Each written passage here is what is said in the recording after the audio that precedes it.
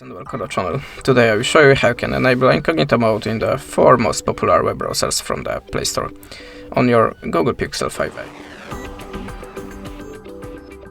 So at the start we have to open the Mozilla Firefox, and if you want to switch the tab to the Incognito mode, just tap on the taskbar icon and choose the little zero mask.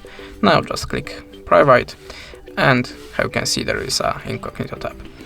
Now the Microsoft Edge, it's very similar, just tap on the taskbar icon and switch to the in private, then add a tab. The next way is Google Chrome. In the Google Chrome, just click on the arrow icon on 3-dot icon and choose the, and choose the new Incognito tab. That's it.